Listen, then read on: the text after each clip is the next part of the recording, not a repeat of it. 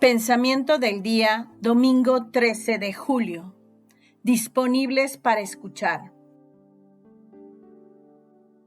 Hacerse uno.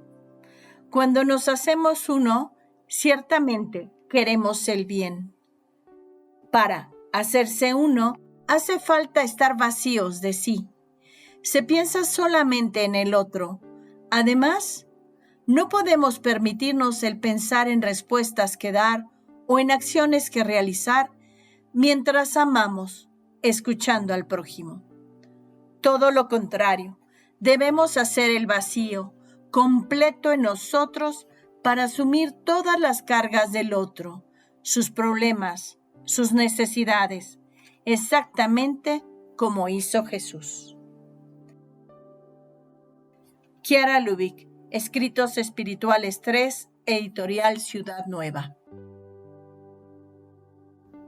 Hola, si te ha gustado este video, danos like y suscríbete al canal para recibir notificaciones. Recuerda que es libre y gratuito sin ningún compromiso.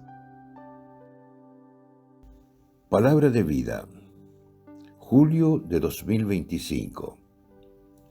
Pero un samaritano que iba de viaje llegó junto a él y al verlo tuvo compasión. Del Evangelio de Lucas, capítulo 10, versículo 33.